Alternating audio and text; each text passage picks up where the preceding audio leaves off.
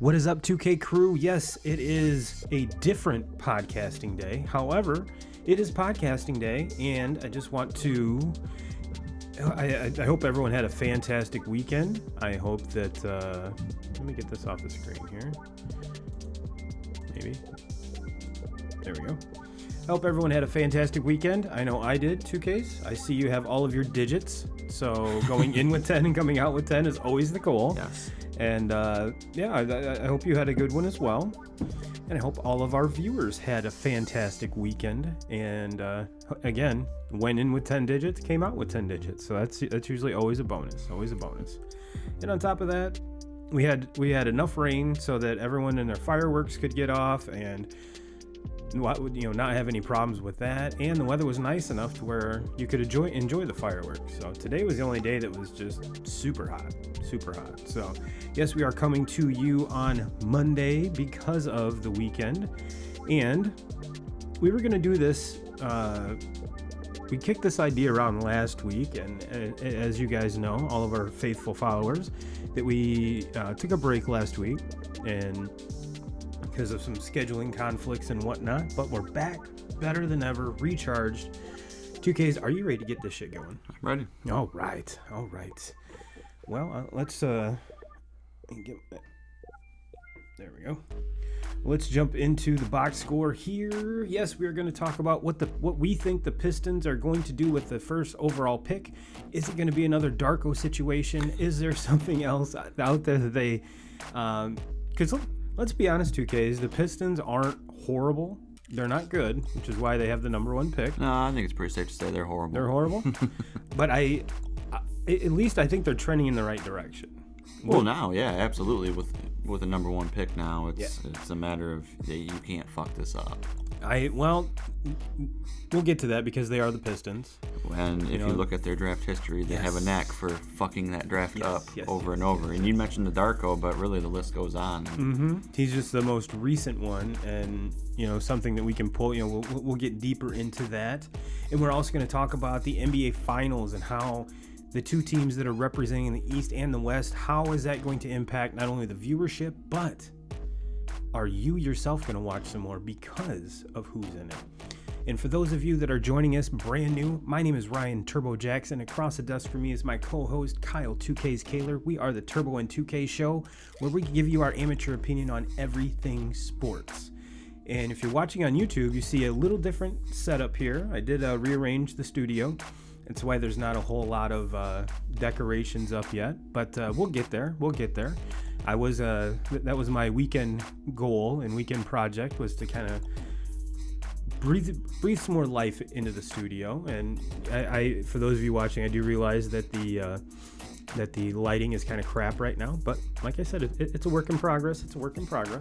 And for those of you listening on the podcast side, go ahead and give us a big follow, give us a like. And on YouTube, give us a like, subscribe, and believe it or not, I've kind of taken a little hiatus from the adding videos to the channel. Other than this, but we still keep getting subs, still keep getting views. So I do want to give a big shout out to the new subscribers and say thank you.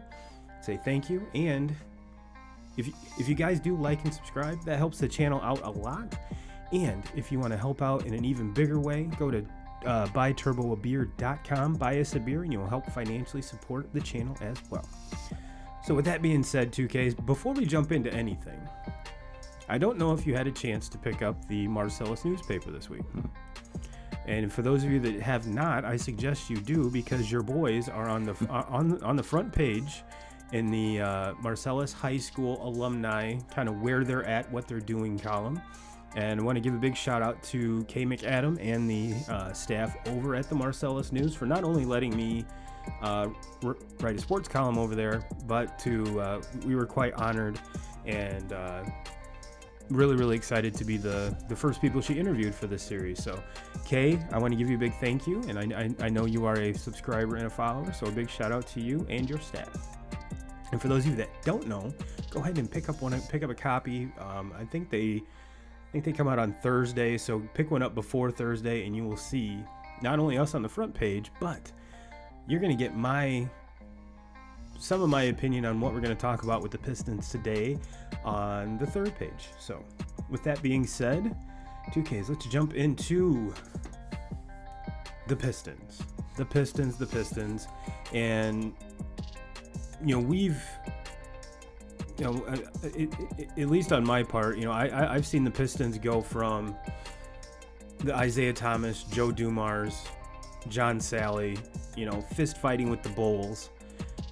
That era, then there was a big slump, and then there was the Chauncey Billups, the Ben Wallace, Rip Hamilton, that crew come through, and after that has kind of been another lull. Mm-hmm.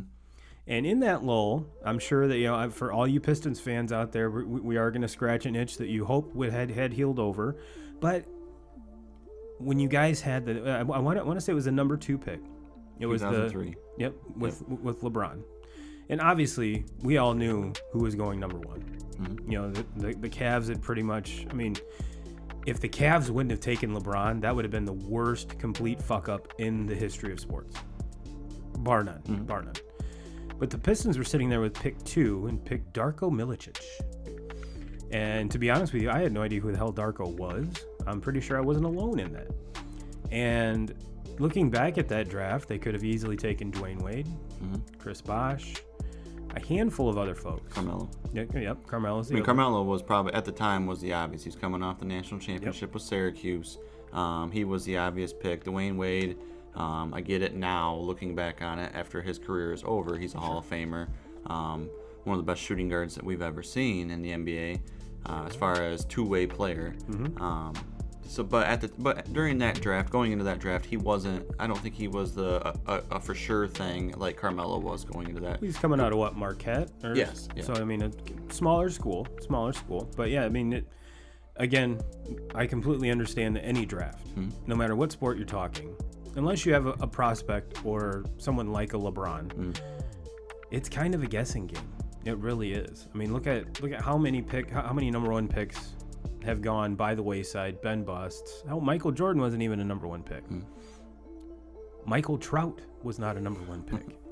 So I understand that the drafting process can be a little hit or miss. But I think that, during that, the reason I think the Pistons went with Darko was Dirk was becoming established, and I think they were trying to think outside the box too much. I think they were trying to get too creative, and in that, whiffed. When you're first, your first round pick, the number 2 pick in the whole draft, when he comes on the floor only in a blowout situation and everyone's clapping just to kind of mock him, that's not a good pick. That's not a good look. And you're right. Even before that and after that, the Pistons have had a draft history of, and not just, I'm going to go out on the limb 2Ks and say it's not just the Pistons. The Lions have been kind of hit with this, even going back to, drafting 3 receivers in the first round and finally hitting on one with Megatron. They made some, might have reached for Hawkinson here a couple years ago. He's starting to pay off, however. He's still a work in progress. I'm not calling him a bust by any means, but you have to have a special tight end talent to take him in the first round. The kid from Florida this year, I'm pretty sure everyone, that's a slam dunk. Hawkinson was coming out of Iowa, which Iowa was pretty much they had a lot of tight ends here recently be badasses, but when it comes to this year's draft, believe it or not, it's a pretty deep draft. It's a pretty deep draft. So for the Pistons to kind of, I'm not going to say luck out, but because it's not lucky to be one of the worst teams in the league, but it does take some luck to get the number 1 pick in the lottery. Now it comes down to which player do you take, because it is so deep. You know, going into the season and even throughout a lot of pretty much the whole entire season, Cade Cunningham from Oklahoma State was, you know, kind of renowned as the number 1, slam dunk overall pick. But you have guys like Garza out of Iowa and a handful of other guys. One of the guys from USC is supposed to be a stud. I don't have that. I got a list right here with Evan Mobley, who we're talking about from USC. Jalen Green, who actually played overseas, didn't really get a chance to see him at the college level. But another player that's going to be right there, Jalen Suggs, who I personally thought was the best player in college basketball last year, especially come tournament time. He carried that Gonzaga team. He was the only guy for Gonzaga that showed up in that national championship game against Baylor. Baylor ran all over Gonzaga in that game. Obviously, they won that game pretty single-handedly. I still thought Jalen Suggs was the best player on the floor that night in that game. So, but the thing with him is he's a point guard, and with the Pistons taking their point guard last year in the draft, and then with this Cunningham kid, it's just, he's going to be the guy that's going to have the ball in his hands all the time for them. I mean, he might even run the point. Might be another version of like a Ben Simmons, but not afraid to shoot the ball, and he actually can knock down a shot outside of the paint. He can actually shoot. But kind of where Cunningham fizzled, I guess you could say, is, during the tournament. Absolutely. But one could say, if you look at his surrounding staff, there was just him, and that Cowboy team would, you could say couldn't even made the tournament without him. Or you could say that when you're a player like that, I kind of draw similarities to his situation when Kevin Durant went to Texas, and no one really, Texas wasn't a powerhouse. Texas wasn't a perennial team in the big dance, and Kevin Durant made him relevant. Kevin Durant was, leaps and bounds ahead of a lot of folks in that tournament. Did Texas end up winning it? No, not at all. I think maybe looking at it, maybe the overall competition, even though the Big 12, we talked about this quite a lot. Big 12 and the Big 10 were the two best conferences in all of college basketball. So I'm not going to sit here and try to make excuses and say that the competition was better. But then again, it wasn't like they were knocked out in the first round either. They made a little bit of a run, but I think when it came down to it, they just ran into better cohesive teams instead of having just one star like Cunningham trying to, be Billy Badass. So my question to you, 2Ks, is if you're the GM, if you're sitting in the draft room in Detroit, who are you taking? Or, because this is such a deep draft, do you trade the number 1 overall pick?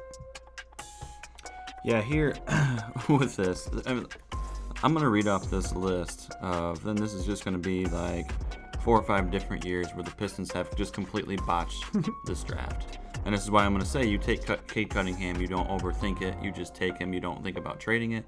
This is a 19-year-old kid that has the ability to be one of the faces of the NBA here in the future. I really think so. He's very good on the defensive side of the ball.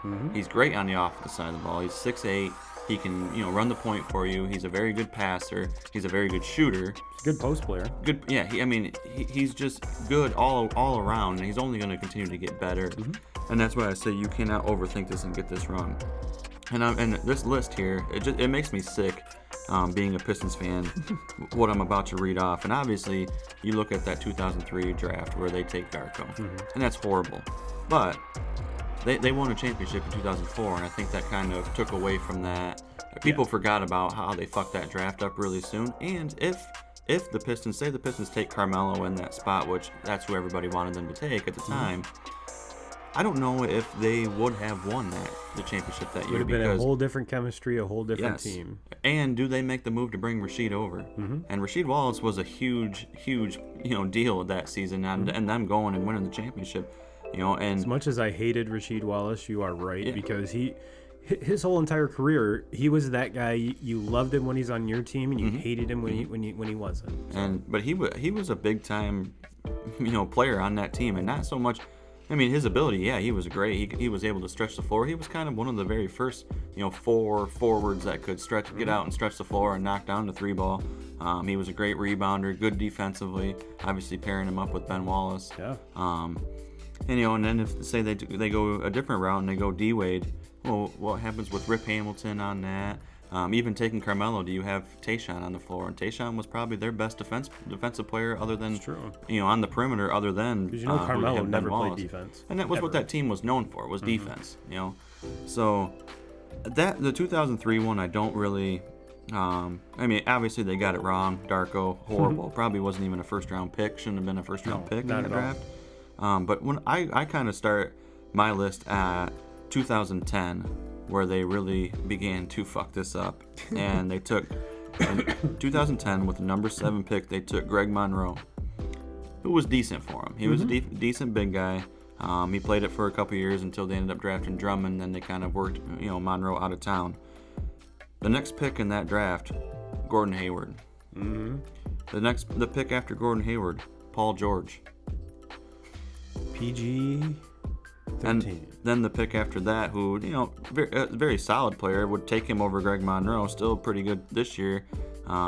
Actually, he's in the NBA Finals this year. At pick number 18 that year, Eric Bledsoe. Another very good, guard for them. Then you fast forward to the next year, 2011. They had the 8th pick that year, and they chose Brandon Knight. He was out of Duke, right? Yeah, never worked out for them. Actually, I think Brandon Knight was Kentucky. Yep. Never worked out for them, though. The following pick, number 9, Kemba Walker. Pick number 11 that year, Klay Thompson. Pick number 15 that year, Kawhi Leonard. That was a loaded draft. Pick 19, Tobias Harris. Pick 30, Jimmy Butler. You left all those names out, and you went with Brandon Knight. And so, obviously, you botched it there. 2012, number 9 pick, Andre Drummond was who they went with. Really hard to argue that. Drummond was very good for them for years. In the second round was where they had a really good draft. In the second round of the 2012 draft, they end up with Chris Middleton. They trade him away before they even allow him to be anything. Well, we know what Chris Middleton is capable of now. He'll be playing in the championship this year for the Milwaukee Bucks. Has had a great career for Milwaukee. And Pistons traded him for nothing. 2013, they took Caldwell Pope.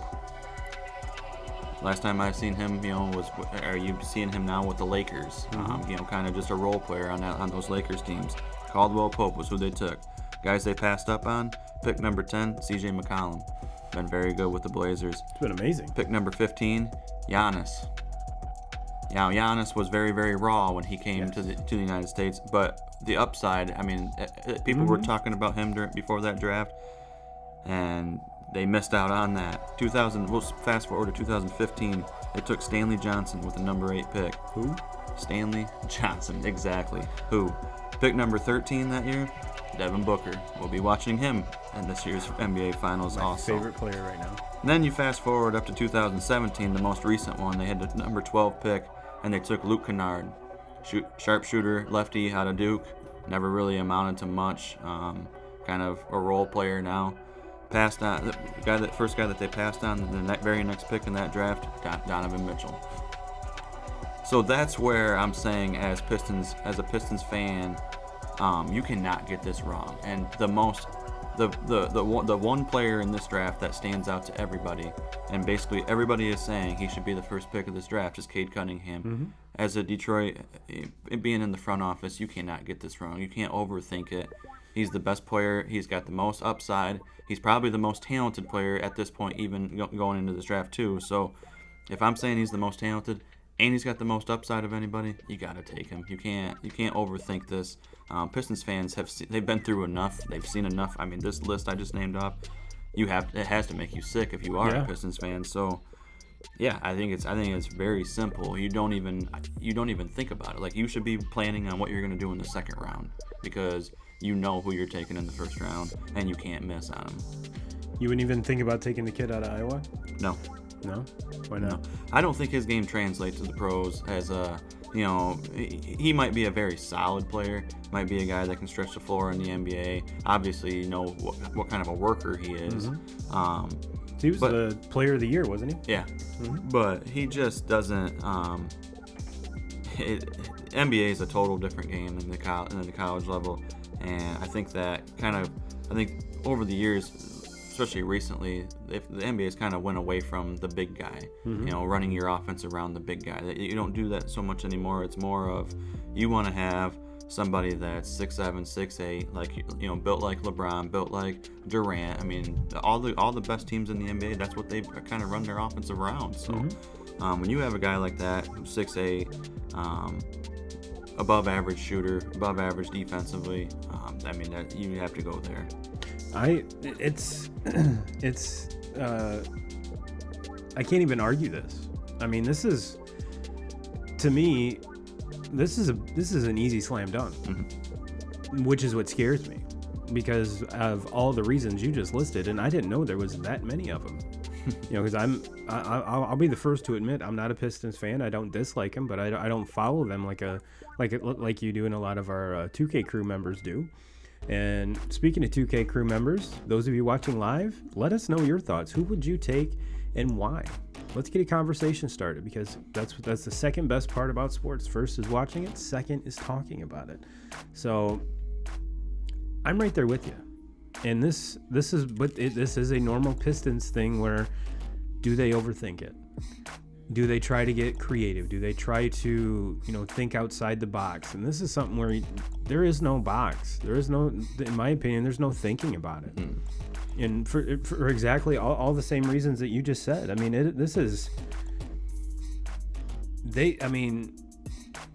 the Pistons should make this as obvious as possible, like the Jaguars did with drafting Trevor Lawrence. This should be like, hey, this is what we're going to do. Yeah. So for everyone else, don't even bother coming to scout him. Don't even bother watching him. Yeah. This is our guy. Go ahead and take your business elsewhere. Look at everybody else. And the kid's name from Iowa, his name escapes me. Garza. Luka Garza, yep. To me, he kind of gives me that Tyler Hansborough kind of aura. Great player, is the heart and soul of his team. I'm pretty sure both of them won Player of the Year there, because I think both of them were there until their senior year. But I'm not discounting what Tyler Hansborough did for North Carolina or did in the pros, but it wasn't as impactful or sexy or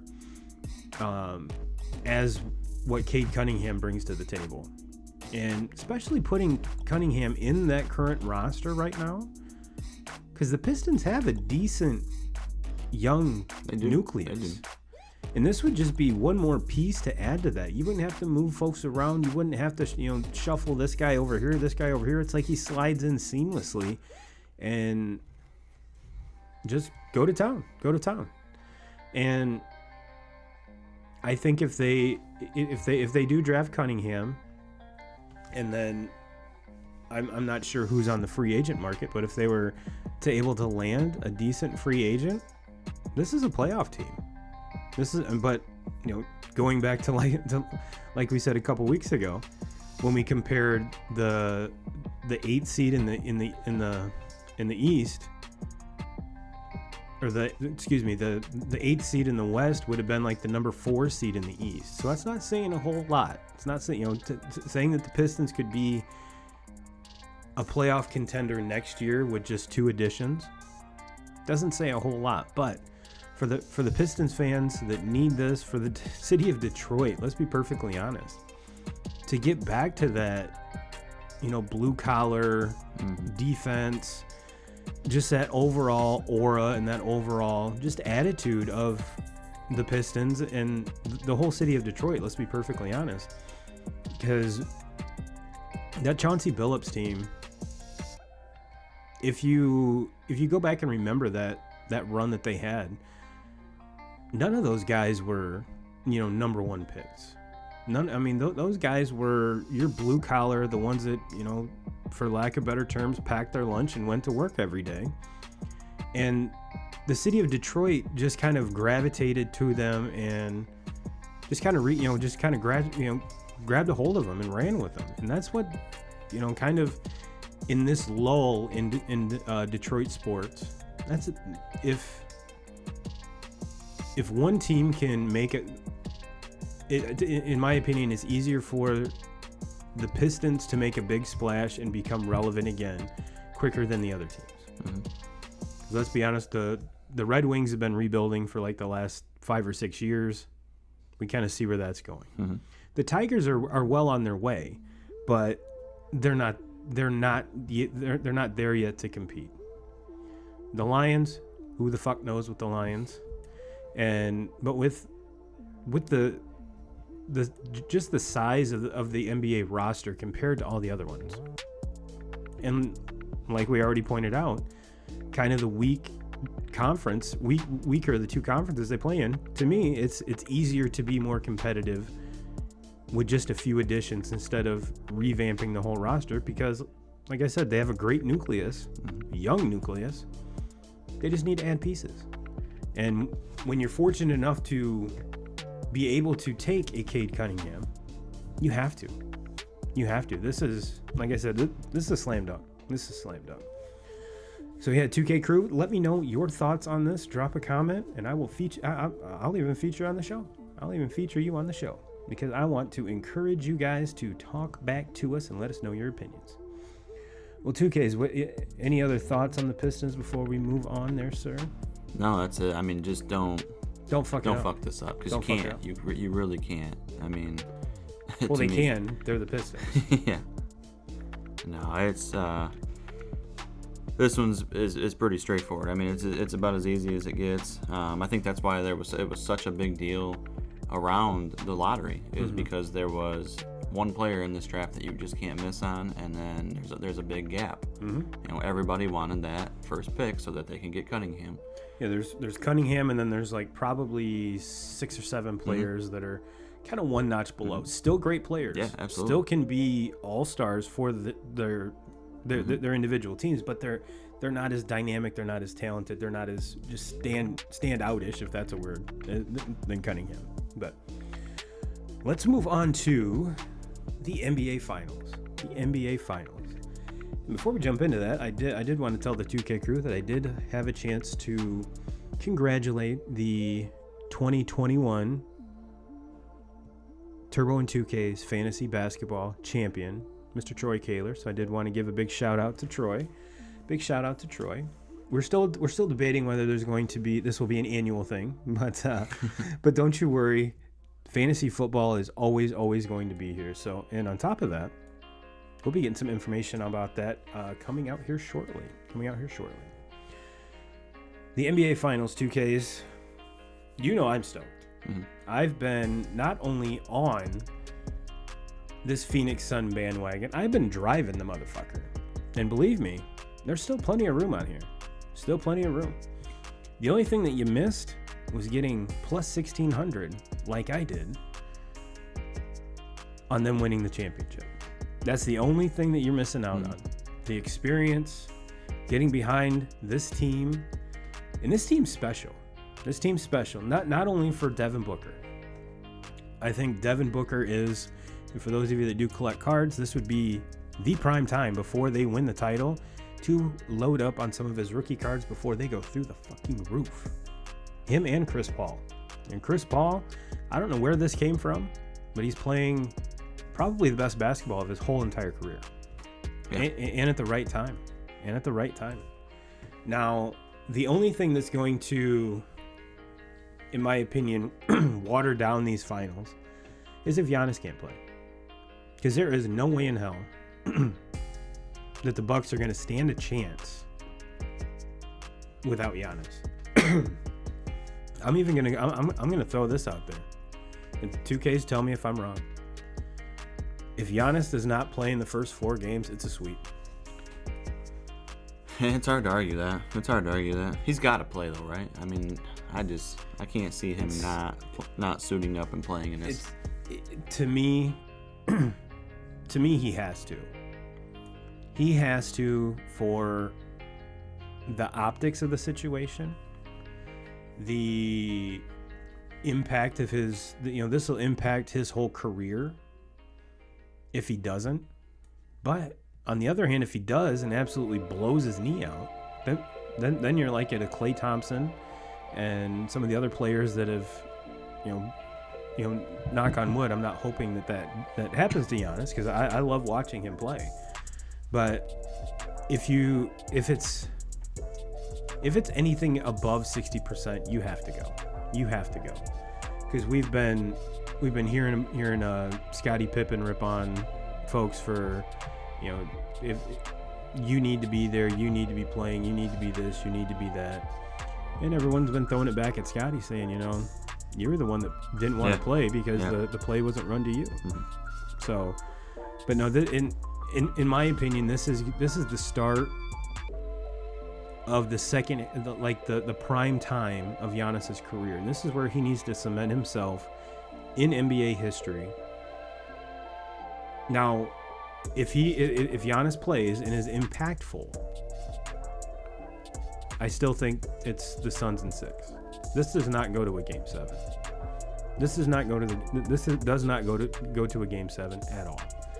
I think right now, the only thing that would prolong the series, like I said, if Giannis plays and he's impactful.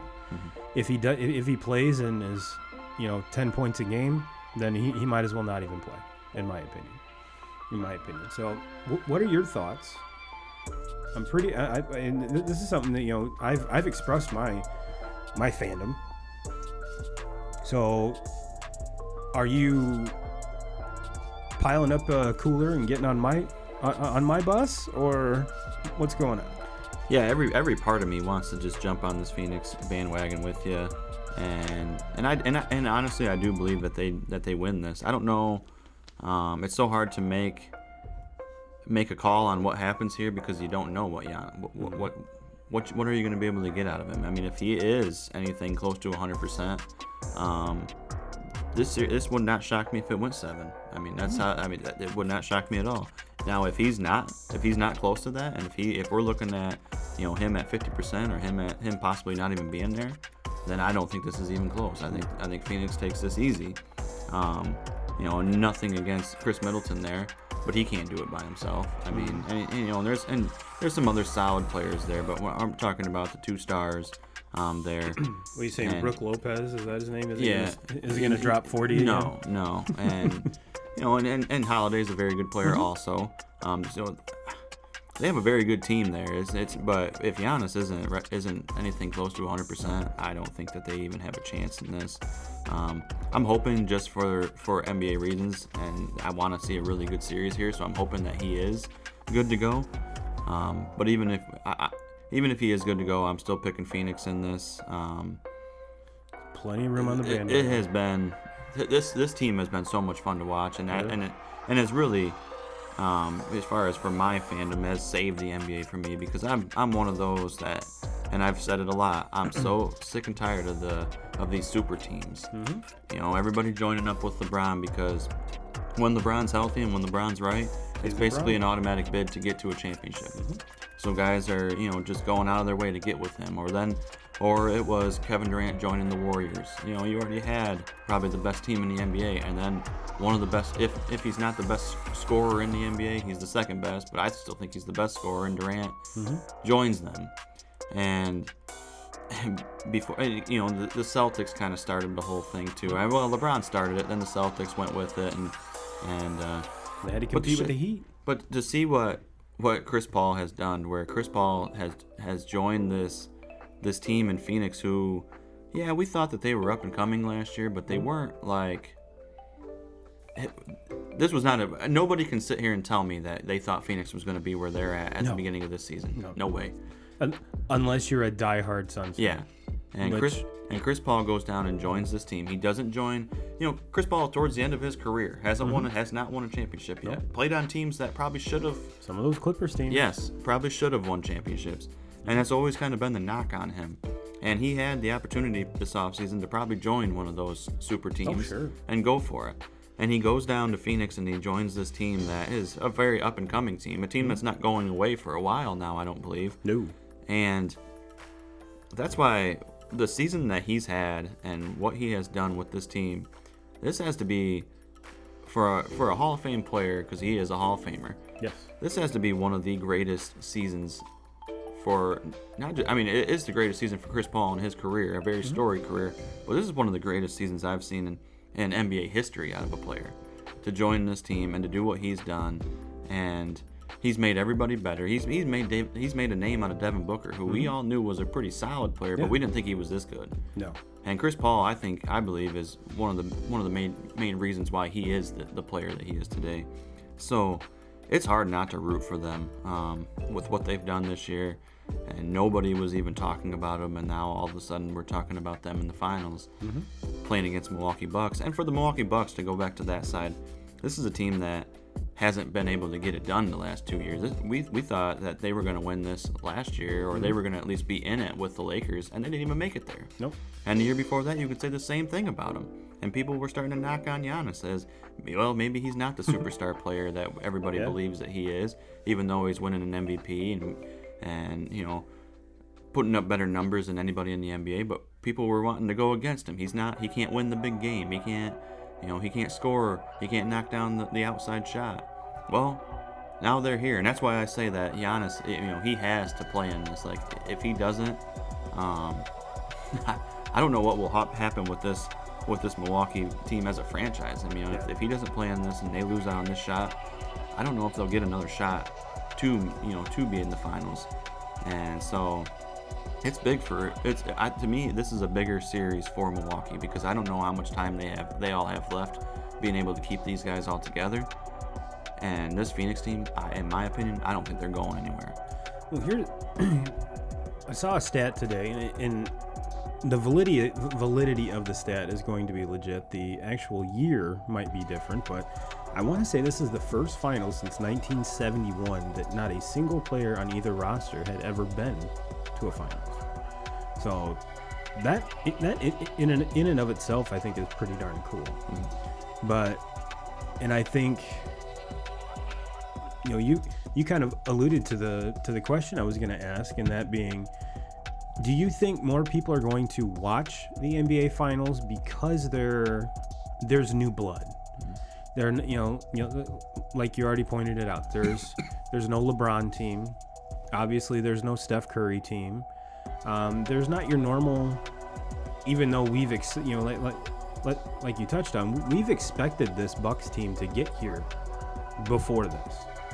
So, do you think that more people are going to watch because there isn't that traditional team that's always there, kind of the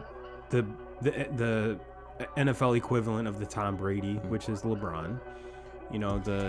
In years past, with baseball and the Yankees, which next week we'll break down what's going on with the Yankees, which I think is fucking hilarious. But that's neither here nor there. But I honestly think this could go one of two ways. Either there's no star power, so no one's going to watch it, or everyone's going to find or has found these new superstars and want to see how they do and see Chris Paul maybe win it and ride off into the sunset. You never know how much gas is left in his tank.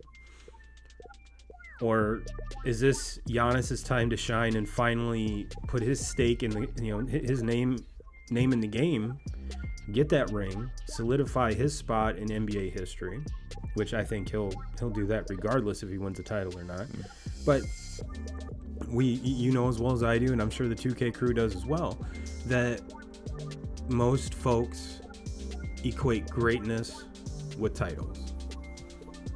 Dan Marino is one of the only, he gets brought up constantly about being the best player without a title.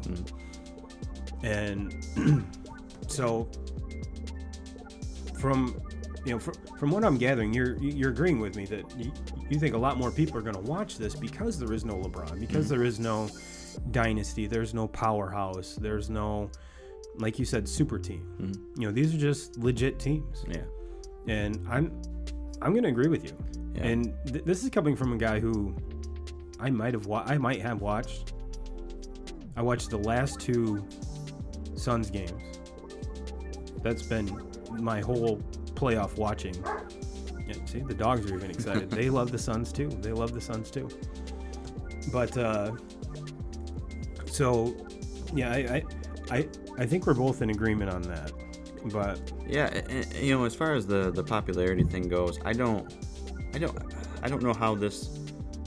I mean, for the fans like you and I that don't really have a dog in the fight. Mm-hmm. Okay, I probably follow the Pistons more than I follow any other NBA team, but in all honesty, I really not a huge NBA fan. Right.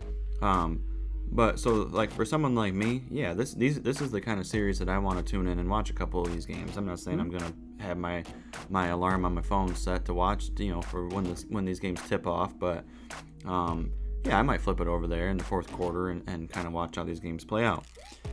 But as far as like popularity for the NBA as a whole, as you know, viewers go, and you know, this championship can't compare with some of the others. There's no way it can. I mean, we don't have a team from LA in here.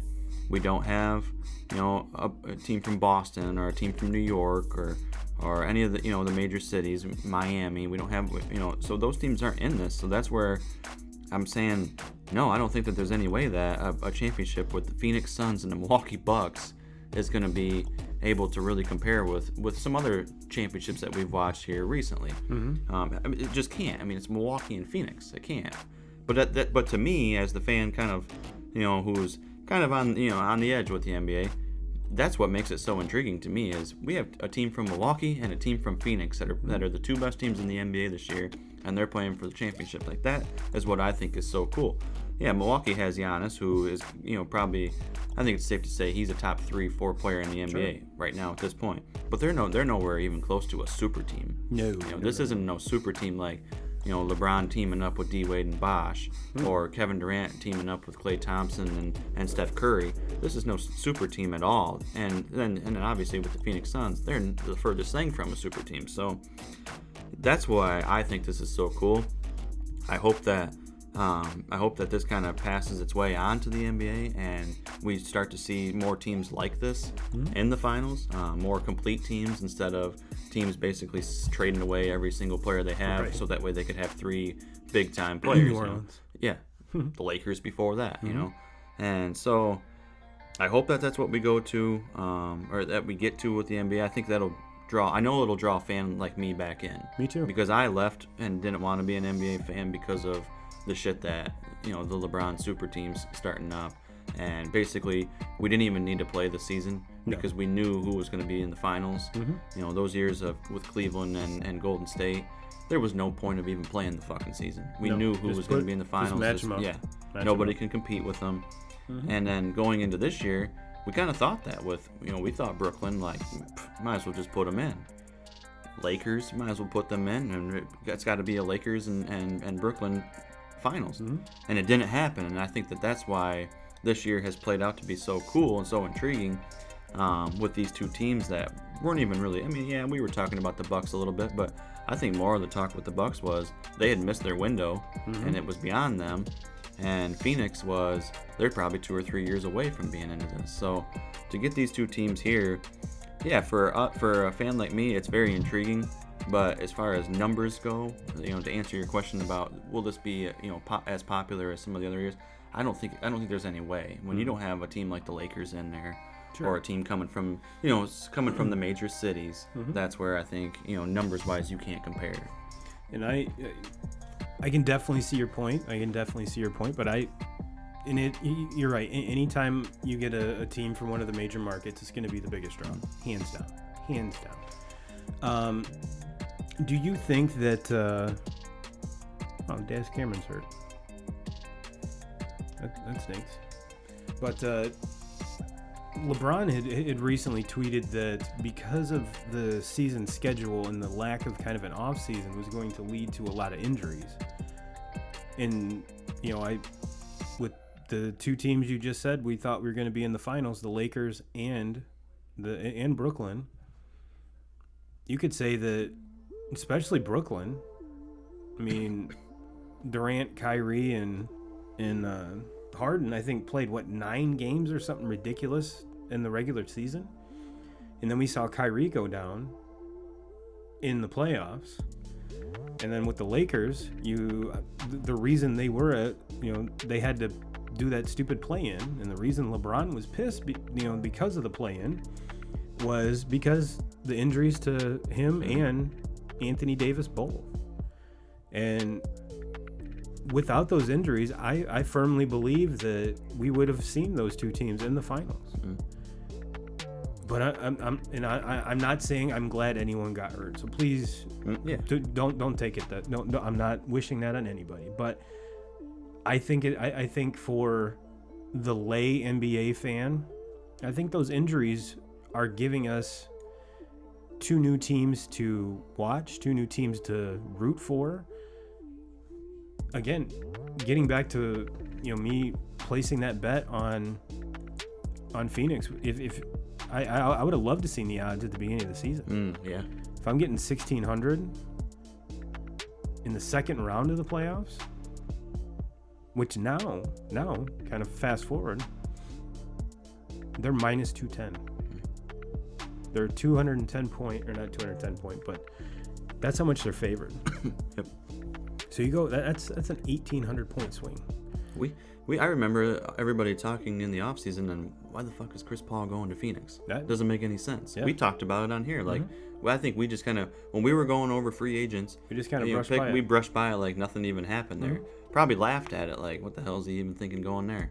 And now we're the assholes. Yeah, we're the assholes. Yep. Now with Chris Paul, you'd already mentioned that you think he's a Hall of Famer. Do you think he's a top 5 point guard of all time if they win this? If they win this, yeah, he's got to be in that discussion for sure. I mean, the only thing that's ever been, held him back is he doesn't have one. Mm-hmm. So he gets that. On top of gets it with this Phoenix Suns team who, probably in all honesty, yeah, they had a very good season, but when you look at this team on paper, the first question that comes to my mind is, how the hell are they even here? Mm-hmm. And obviously teams, when you look at teams on paper, that's different than when you actually watch it play out. We see that in baseball all the time. As being baseball fans, the team that looks the best on paper isn't always the team that wins. The Dodgers can say something about that. For they needed to play a short season to be able to win theirs. But anyways, I love it. Anyways, though, so yeah, I think he was already in that discussion. But the thing that was holding them out of there was not having it. So they win this, I think he's in for sure. I also thought too, and I'm pretty sure I shared this in the 2K Crew group, which, for those of you on Facebook, if you guys want to become a part of the 2K Crew, go to facebook.com/group/2K Crew. It is 100% free to join, and like we say all the time, 9 times out of 10, you get an alert from the 2K Crew before breaking news even pops on your ESPN app. That's how clutch and dedicated this group is, and the group is growing leaps and bounds. So get over there, get in there, have some fun with us. I'm pretty sure I shared the meme of said that Chris Paul has been helping to keep the Clippers out of the playoffs since 2011, which I thought was pretty funny. But no, I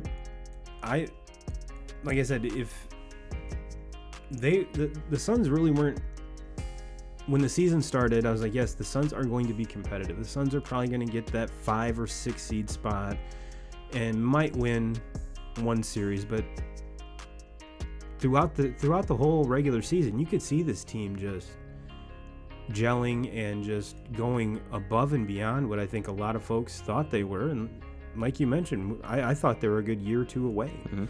And again, made us look like assholes because they're playing absolutely great basketball. And one could argue that the injuries to Kawhi is another reason why they kind of why they're here. I'm not going to make that excuse for them because they're that good of a team. The Clippers were okay, the Clippers, on paper, like you said, probably should beat the Suns in a 7-game series. But just because of the way the Suns play, even that team, I can't give them the nod. I can't. Especially considering, what were they, a 6 seed? Something like that. And which was weird to see the Clippers be the best team in LA, but that's neither here nor there. But no, it's this. I just can't say it enough. This Suns team's good. Yeah. Suns team is good. Like you said, they're not going anywhere. And maybe this is a spark, maybe put a little hitch in the giddy up of Chris Paul, and he sticks around for another 3 or 4 years. You know, hopefully he stays healthy enough, because I've always been a Chris Paul fan. Always been a Chris Paul fan. And going back to when the league kind of reneged that Chris Paul trade to LA, where he could have played with Kobe. How might his career have been changed because of that? Because I really don't think he'd be in Phoenix right now. No. He'd have at least a couple rings. And that him and Kobe would have been badass. I mean, because Paul, you know, with as many divas that are in the NBA, Chris Paul's not one. You don't see him, you know, complaining that he doesn't shoot enough, complaining that he doesn't have the ball enough, complaining that his teammates suck, or his teammates need to step it up. You know, kind of like LeBron. You know, LeBron's publicly said, you know, thrown a couple of his teammates under the bus, saying, you know, he needs to step up, he needs to do this, he needs to do that, and you never hear anything like that from Chris Paul. Never. So, yes, how the tides could have changed, how NBA history could have been rewritten or written a different way if that, because that was with the Hornets, correct? Yeah. I was just trying to get my bearings here, but yeah, that trade, sending him from the Hornets to the Lakers, that would have been, and I will admit, and this is something that I've came to grips with, and we've talked about on this show, is I was guilty of living in the moment and not liking Kobe instead of appreciating what he did. And once that trade was like thumbs up, I'm like, fuck. Because again, I was tired of seeing Kobe win. And that would have Kobe, if Chris Paul goes to the Lakers, Kobe has more rings than Jordan. They win a lot for sure. Hands down. For sure. Hands down. And having Gasol there at the same time. Yep. So I'm actually glad that not to say I'm glad that it took this long to see Chris Paul in the finals. I think this is his type of team. I think this is his vibe. This is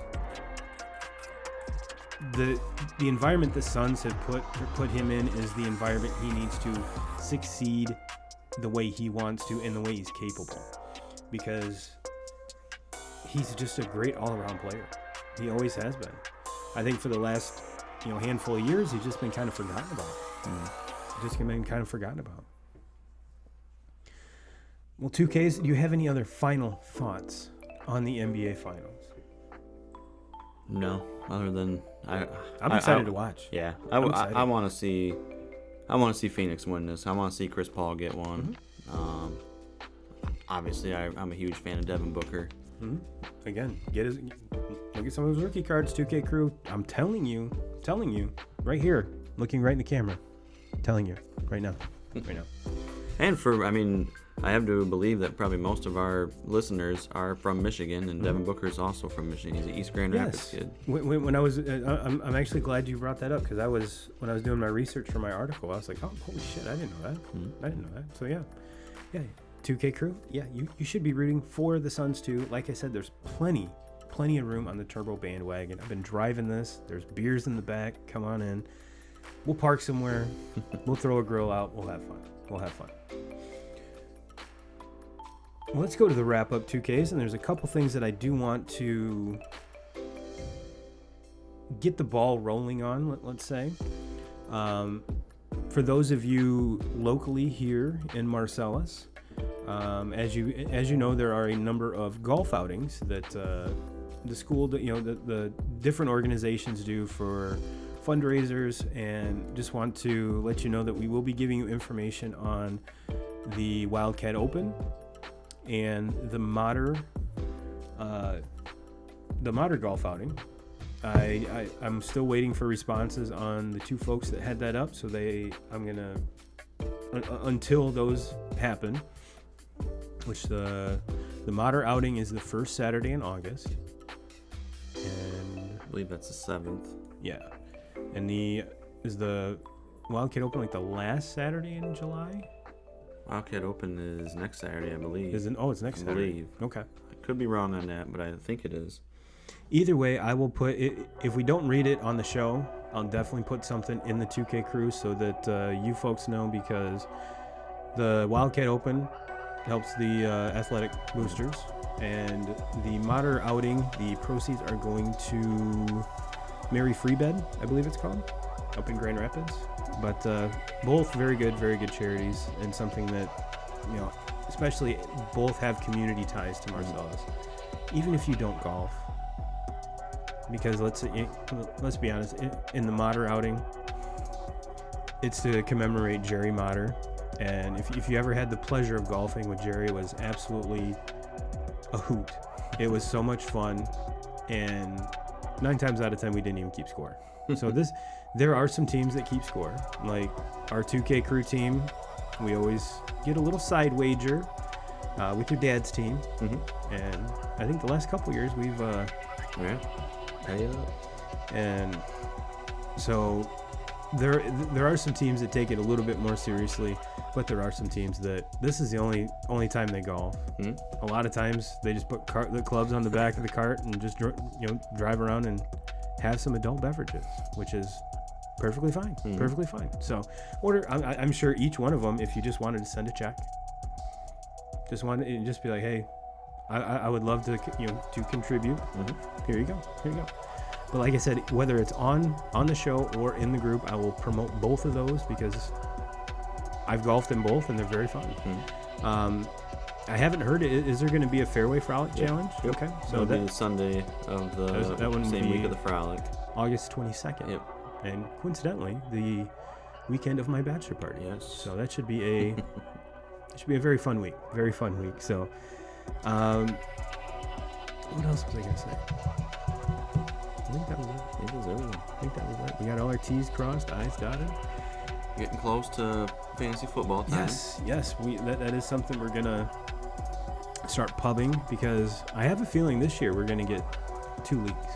That'd be nice. 2 leagues, and hopefully between one of them, 2Ks, you make the playoffs.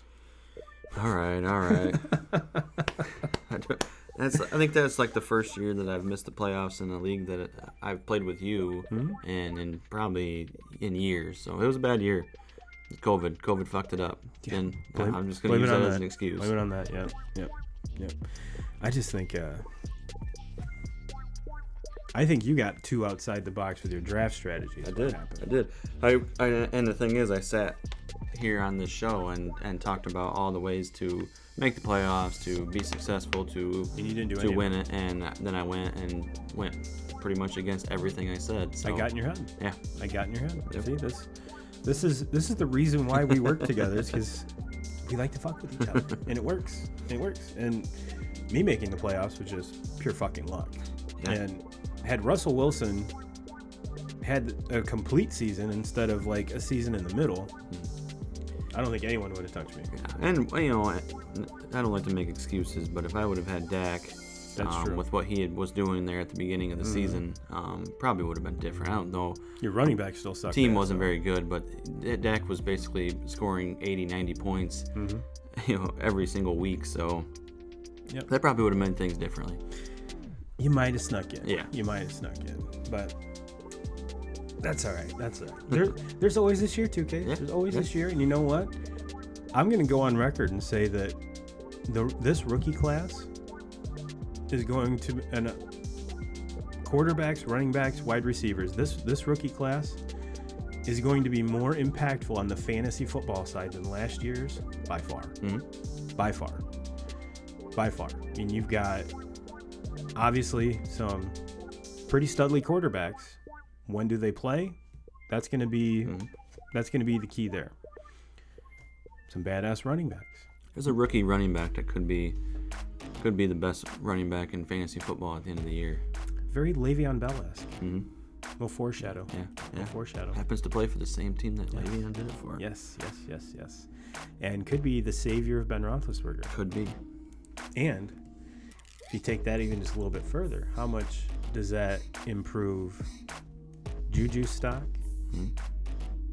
Claypool's stock? Who knows? Who knows? But we'll talk about it. Yep. We'll talk about it. Yes, sir. And I'll talk about Chase Claypool because he's one of my Notre Dame boys. But and then some of the rookie receivers. Got some badass receivers. Very good. Devontae Smith. How does he take that Heisman-winning season, that record-setting season, translate to the NFL with a kind of a slender body type? A rookie tight end. And they could in Atlanta that is going to team up with a quarterback and Matt Ryan who loves his tight ends. Could he put up numbers that are? I'm not going to go and say he puts up Travis Kelce numbers, but can he be number 2 tight end, number 3 tight end at the end of the season? I think so. I think he can contend with. I'm not putting him at the Kelce rank yet, but as much as if you look back with Matt Ryan and Austin Hooper and some of those tight ends that he had. Austin Hooper was putting up wide receiver numbers at tight end. So was Travis Kelce. I mean, there's a handful. George Kittle, the dude from the Raiders, which I can't remember his name, but towards the end of the season, Jesus, just went off. Yeah. And Julio not being there anymore could steal volume. I mean, he was all he was going to do was steal a lot of targets to him. So now he's gone. We'll see. I don't know. It's going to be exciting. It's my favorite time of the year. Honestly, you just like the draft. As much as a baseball fan as I am, man, I love the NFL. I love NFL. I love the draft. I love following fantasy football all season long. I love watching NFL. It's not. I like baseball more. I mean, baseball is by far my favorite, but man, fantasy football, that's probably some of my favorite stuff to talk about. We might do just kind of spur of the moment thing, kind of to help interact with the 2K crew. Maybe we start and do we'd start with $20 in like a DraftKings account or Barstool account, and we make 3 picks a week: college, NFL. See whose money lasts longest or who makes the most money. I think that'd be fun. I'd like to talk to, maybe put something on the Facebook page, see what our listeners think about doing like a stardom, sit-em, maybe like a waiver wire thing where we talk about best players available that you could pick up, and then also talking, like I said, stardom and sit-ems, something like that. Just something to kind of tie in more fantasy. Obviously, we'll plug our leagues that we have going on so that the people that are in it, but then some of the people that are not playing in leagues that are maybe playing in some other leagues that want to take our advice, want the advice from 2Ks. Who knows? I mean, it just depends on: do you want to win, or do you want to miss the playoffs? There's a fucking 1 year thing, man. That's why I have to keep bringing it up because it's probably not going to happen for a while. But either that or the minimum we're going to do is fantasy football. On top of that, I'm going to add to the minimum is we're going to do a DraftKings every week, be a couple bucks a week to get in, get your team there. You don't have to do it the whole year. You can do week by week, whatever. And I'll post the link in the group so you can join. We did this before with when I ran the Drop Anchor League. Yep.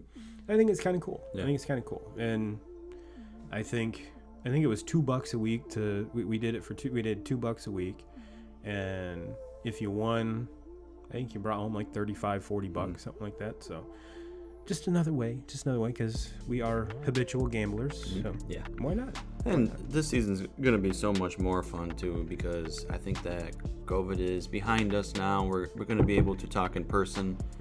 We spent pretty much the whole NFL season last year over the phone doing all this. So It's very true. to be back in the studio for this football season, I'm hoping that everything stays the same, and we can have a lot of fun this year with it.